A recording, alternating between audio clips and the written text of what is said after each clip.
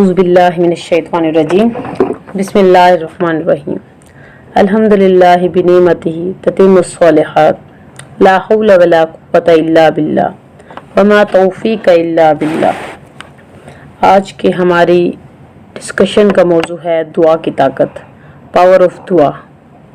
دعا کیا ہے؟ دعا ایک ہدایت ہے۔ دعا کیا ہے؟ دعا ایک اپنے رب سے ریکویسٹ ہے، ڈیمانڈ ہے۔ اور آج کی یہ محفل ہماری بہت ساری رکی ہوئی دعاؤں کی قبولیت کا ذریعہ بن جائے، اس امید اور اس دعا کے ساتھ، اور اللہ تعالیٰ کی توفیق، اس کی رحمت اور اس کے شکر کے ساتھ آج کی اس محفل کی ابتدا کریں گے، امید کے ساتھ کہ اللہ تعالیٰ رمضان میں اور قرآن پڑھتے ہوئے دعاؤں کو قبول فرماتے ہیں۔ تو ہم بھی اپنی دعاؤں کو اللہ کے حضور پیش کرتے ہیں۔ نحمدہ و نصلی علی رسولہ الکریم، اما بعد فاعوذ باللہ من الشیطان الرجیم۔ رب اشرح لی صدری ویسر لی امری واحلل عقدۃ من لسانی یفقہوا قولی رب یسر ولا تعسر وتمم بالخیر وبک نستعین اللہم فقہنا فی الدین۔ اور آج کی جو دعا ہے وہ انسانیت کا نصیب جگانے والی دعا تھی۔ بچپن سے یہ قصہ ہم سنتے آئے ہیں۔ ہزاروں سال پہلے مکہ کے بے آب و گیا وادی میں حضرت ابراہیم، جن کو خلیل اللہ کہتے ہیں، اور حضرت اسماعیل یہ دعا خانہ کعبہ کی تعمیر کے دوران کر رہے تھے۔ وہی خانہ کعبہ جسے اللہ کی عبادت کے لیے پہلا گھر بنایا گیا۔ اور ان اول بیتن، قرآن نے فرمایا سورۃ آل عمران میں اس کو پہلا گھر، قرآن نے بتایا کہ یہ گھر حضرت ابراہیم اور حضرت اسماعیل نے بنایا۔ اس سے پہلے بھی بہت دفعہ بنایا گیا، لیکن اس وقت نہ یہ اس بحث کا وقت ہے اور نہ ہی ضرورت۔ لیکن جب طوفان نوح آیا تو اس گھر کے اوپر کی دیواریں گر گئیں، بنیادیں تھیں مگر وقت کے غبار کے نیچے دب گئیں۔ تو پھر اللہ نے یہ کام حضرت ابراہیم اور حضرت اسماعیل سے لیا۔ گو کہ ان سے پہلے بھی 3 دفعہ یہ گھر بن چکا تھا، مگر اللہ نے ایسے کام کروانے ہوتے ہیں تو کچھ کام روک دیے جاتے ہیں، ہوتے ہوتے رک جاتے ہیں۔ کچھ آپ سے اور کچھ مجھ سے اللہ تبارک و تعالیٰ کام لیتے ہیں، اور کئی چیزیں لوگ پیچھے بھول جاتے ہیں، کچھ پچھلی چیزیں بھول لا دی جاتی ہیں تاکہ اگلے لوگوں سے کام لیا جا سکے۔ جب خانہ کعبہ کی دیواریں مکمل ہو گئیں تو حضرت ابراہیم نے اپنے بیٹے سے کہا، جاؤ ایک پتھر تلاش کر کے لے آؤ کہ میں اس پر کھڑا ہو کر تعمیر مکمل کر دوں۔ حضرت اسماعیل جاتے ہیں اور کالے رنگ کا ایک پتھر تلاش کر کے واپس آتے ہیں، اور باپ حضرت ابراہیم اس پتھر پر کھڑے ہو کر کعبہ کی تعمیر مکمل کرتے ہیں، اللہ کے گھر کی تعمیر۔ اس پتھر کو بعد میں مقام ابراہیم کہا گیا۔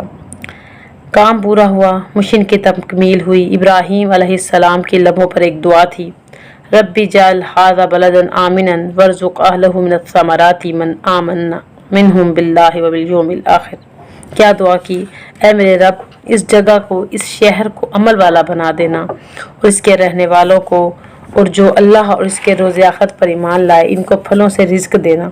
یہ دعا حضرت ابراہیم کے دل کی پکار تھی، اللہ نے قبول فرمائی۔ فرق صرف اتنا تھا کہ حضرت ابراہیم انہوں نے محبت کی بات کی کہ صرف ایمان والوں کو دینا، اللہ نے عدل کی بات کی اور ہر ایک کو اس کے حصہ لینے کی ایک خاص وقت تک مہلت دے دی۔ اب جب یہ دعا قبول ہوئی تو آج تک ہم دیکھتے ہیں یہ گھر فری ٹینشن زون کے نام سے، اللہ اس کی حکمت کو ہمیشہ سے قائم رکھے۔ بہت سارے لوگ ساری دنیا سے ستائے ہوئے اپنے روگ، اپنے دکھ لے کر وہاں پہنچتے ہیں تو وہ سمجھتے ہیں کہ وہ ٹینشن فری زون میں آ گئے ہیں۔ اس کے بعد حضرت ابراہیم اور حضرت اسماعیل نے یہ دعا مانگی کہ یہ گھر تو ہم نے بنا دیا ہے، اب اس کے بعد ابراہیم اور اسماعیل نے کہا کہ اس گھر کے رہنے والوں کو استاد بھی چاہیے، اس گھر کو آباد کرنے کے لیے ایک رسول چاہیے۔ اس کو سورۃ بقرہ آیت 129 میں فرمایا گیا، ربنا وابعث فیہم رسولا منہم یتلو علیہم آیاتک ویعلمہم الکتاب والحکمۃ ویزکیہم انک انت العزیز الحکیم۔ یہ ہے اس پارے کی دعا جو حضرت ابراہیم نے کی اپنے رب سے کہ جس نے اس کے ذمے یہ کام لگایا تھا اس کے گھر کی تعمیر کا، اور یہ دعا صحراؤں میں مانگی جا رہی ہے جہاں نہ کوئی بندہ نہ بشر ہے پاس، اور ہزاروں سال گزر جاتے ہیں، کوئی اور موجود نہیں، بیٹا باپ کے لیے گواہ ہے اور باپ بیٹے کے لیے گواہ ہے۔ پھر اللہ نے اس دعا کی طاقت کو محسوس کروایا اور اس کو قبول فرمایا، اور اس کے لیے عبداللہ بن عبد المطلب کے گھر میں اپنے سب سے آخری، سب سے اعلیٰ، سب سے عرفہ نبی رسول، جن کو شفیع المذنبین، گناہوں کا مسیحا، گناہ گاروں کے لیے مسیحا، یتیموں کے لیے پیشوا اور انبیاء کا سردار محمد بن عبداللہ صلی اللہ علیہ وآلہ وسلم کی ولادت ہوتی ہے۔ اللہ کے رسول صلی اللہ علیہ وآلہ وسلم سے صحابہ نے عرض کی، پوچھا آپ بتائیے کہ آپ کی ابتدا کہاں سے ہوئی؟ آپ نے فرمایا انا دعوت الی ابراہیم، کہ میں اپنے باپ ابراہیم کی دعا ہوں، فبشر عیسیٰ بن مریم، عیسیٰ بن مریم کی بشارت ہوں، ورت امی، اور اپنے ماں کا خواب ہوں، انہو خرج منہا نورا، کہ جب آپ صلی اللہ علیہ وسلم نبی کریم صلی اللہ علیہ وسلم ماں کے پیٹ میں تھے تو ان کے اندر سے ایک نور نکلا۔ اور یہ صحیح روایت ہے جس کو میں اپنے لفظوں میں بیان کروں گی، اور یہ بیان کرنے کا مقصد کہ اپنی نا امیدوں کو امید میں بدلیے۔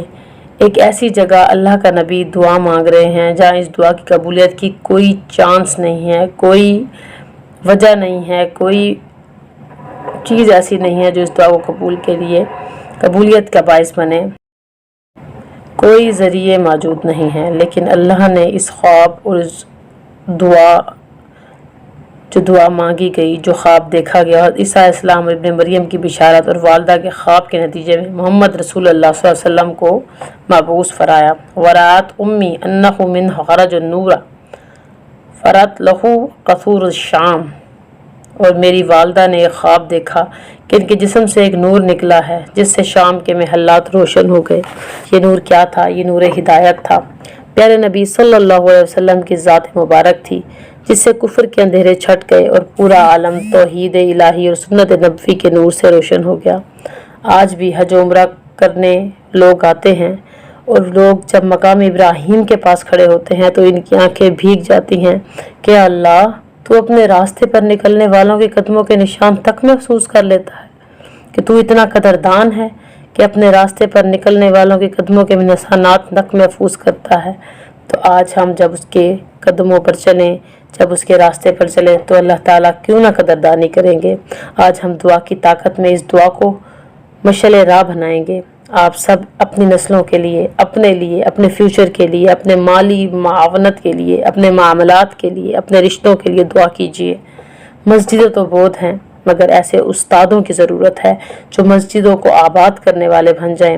آج امت مسلمہ جس دور سے گزر رہی ہے اور دین کو آج جس کی ضرورت ہے وہ استاد ہے، وہ لوگ جو نسلوں کو علم کا یہ ورثہ عطا کریں۔ تو اللہ تعالیٰ آپ کو اور مجھے اس میں شامل کر لے، سیکھنے اور سکھانے والا بنا دے۔ اگر پہلے پارے سے دعا لیں تو سب سے پہلی دعا جو ہمارے سامنے ہے، اہدنا الصراط المستقیم، اے اللہ ہمیں سیدھے راستے کی ہدایت دے، سیدھے راستہ دکھا۔ اللہ کے نزدیک کوئی چیز دعا سے زیادہ قابل عزت نہیں، اور ہدایت سے زیادہ مانگنے والی کوئی اور چیز نہیں۔ دعا کرنے سے زیادہ لوگ دعائیں منگوانے کا شوق رکھتے ہیں، یعنی خود نہیں مانگتے، اللہ کے بندے کہتے ہیں تم مانگ دو۔ اور دعا کیا ہے؟ دعا وہ عبادت ہے، دعا وہ ہے جو بند دروازوں کو کھلوا دیتی ہے، قدورتوں والے دلوں کو محبتوں سے بھر دیتی ہے۔ اور دعا جو ایک عبادت ہے، اس کو لوگ دوسروں کے ساتھ منسوب کر دیتے ہیں، وہ اپنی دعائیں دوسروں کے ذمہ ڈالتے ہیں، گویا یہ ہماری بات آپ کیجئے۔ حالانکہ دعا تو وہ ہے جو آپ کے دل کی دھڑکنوں سے نکلے۔ مومن اپنے دل کی دھڑکنوں سے تسبیح کے دانوں والا کام لیتا ہے، ہر دھڑکن کے ساتھ اللہ کی محبت، اس کے آگے جھکنے کے جذبات پیدا ہوتے ہیں کہ مومن تو دل کی دھڑکنوں سے تسبیح والا کام لیتا ہے۔ دعا عبادت کی روح ہے، ہماری ساری عبادات ہے یہ دعا۔ دیکھیے نماز کیا ہے؟ دعائیں۔ ہماری ساری عبادات کی روح دعا ہے۔ رمضان میں دیکھیے روزہ رکھنے کی دعا، روزہ کھولنے کی دعا۔ حج کیا ہے؟ سارا دعاؤں سے ہے، ان سب کی روح دعا ہے۔ دعا کے بغیر عبادت سے روح نہیں پیدا ہوتی، عبادت کی روح نہیں آتی جب تک دعا نہ کی جائے۔ دعا ہر جگہ ہر حال میں کی جا سکتی ہے۔ حضرت آدم کی پیدائش کے بعد، تخلیق کے بعد پہلی عبادت جو عملی طور پر سکھائی گئی وہ کیا تھی؟ دعا۔ فتلقى آدم من ربه، کیا دعا سکھائی گئی؟ ربنا ظلمنا انفسنا وان لم تغفر لنا وترحمنا لنكونن من الخاسرین، کیا تھی؟ دعا۔ تو دعا ایک عبادت ہے۔ آپ اپنے لیے مانگ رہے ہیں اور ثواب بھی پا رہے ہیں، آپ اپنے لیے مانگ رہے ہیں اور ثواب بھی پا رہے ہوتے ہیں۔ دعا کے بہت سارے رخ ہیں۔ آپ اچھے دنوں کا انتظار کرتے ہیں۔ جب بیمار سے پوچھیں کیا حال ہے تو کیا کہتا ہے؟ میں بالکل ٹھیک ہونے والی ہوں یا ہونے والا ہوں یا ٹھیک ہو جاؤں گی۔ یہ کیا ہے؟ دعا ہے۔ کاروبار کیسا چل رہا ہے؟ ہو سکتا ہے گھر میں راشن کے پیسے بھی نہ ہوں، آپ کہتے ہیں ہاں میرا کام بہت ٹھیک ہونے والا ہے۔ یہ دعا ہے۔ حدیث ہے باقاعدہ کہ کوئی شخص کسی کو امید کی حالت میں یہ کہے، ایسا گمان کہے کہ میرے حالات اب بدلتے والے ہیں، وہ مسلسل عبادت کی حالت میں ہوتا ہے۔ اللہ کی رضا پر راضی رہنا بھی عبادت ہے۔ اور یاد رکھیے دعا نہ صرف آپ کی عبادت کی روح ہے بلکہ ہر جگہ، ہر گھڑی، ہر پل، ہر حال میں یہ ایک عبادت کر سکتے ہیں، کی جا سکتی ہے۔ باوضو ہونا بھی شرط نہیں، سر پر دوپٹہ لینا بھی شرط نہیں۔ قیام و قعود ولا جنوبہم، قیام و قعود ولا جنوبہم، کھڑے ہوئے، بیٹھے ہوئے اور لیٹے ہوئے آپ کر سکتے ہیں۔ یہ الگ بات ہے، قبولیت کی شرائط ہیں، اللہ نے رکھ دی، مگر اجر تو بہرحال ملے گا۔ دعا قبول ہو نہ ہو اجر تو بہرحال ملے گا۔ اور نبی پاک کی سیرت کو آپ کھولیں تو کیا دیکھتے ہیں کہ ہر جگہ آپ کو دعاؤں کا تذکرہ ملتا ہے۔ سونے کی دعائیں، جاگنے کی دعائیں، کروٹیں بدلنے کی دعائیں، بیت الخلاء جانے کی دعائیں، بیت الخلاء سے واپس آنے کی دعائیں، گھر سے نکلنے کی دعائیں، گھر میں داخل ہونے کی دعائیں، آئینہ دیکھنے کی دعائیں، یعنی اپنے ذاتی کاموں میں بھی دعائیں ہیں۔ کسی کے گھر میں کھانے کی دعوت پر جائے تو میزبان کے لیے دعائیں، کوئی پانی پلا دے اس کی دعائیں، اس کو دعائیں دیتے ہیں۔ محفل کے اختتام، محفل میں بیٹھے، کچھ وقت کے لیے غافل ہوئے، تھوڑی دیر کو غافل ہو گئے، پھر اٹھے تو پھر دعائیں۔ کیا پتہ چلا؟ دعا ایک ایسی عبادت ہے جو گناہ کرنے کے بعد بھی کی جا سکتی ہے۔ توبہ کی دعائیں تو دعاؤں کا بہترین ذریعہ ہے۔ پھر ہم دیکھتے ہیں کہ اللہ نے ہمیں دعاؤں کی فہرست میں رکھا ہے ہر وقت۔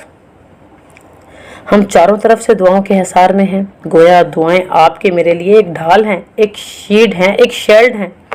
شیطان سے بچنے کی دعائیں، گناہوں سے بخشش کی دعائیں، مریض کی عبادت کی دعائیں، نظر بد کی دعائیں، قرض کی ادائیگی کی دعائیں، پسندیدہ اور ناپسندیدہ چیزوں کی دعائیں، پسندیدہ قبرستان سے گزرنے والے کی دعائیں، قبروں کی زیارت کی دعائیں، صبح کی دعائیں، شام کی دعائیں، سونے جاگنے کی دعائیں، قرضوں کے بوجھ میں دب گئے تو اس کی دعائیں۔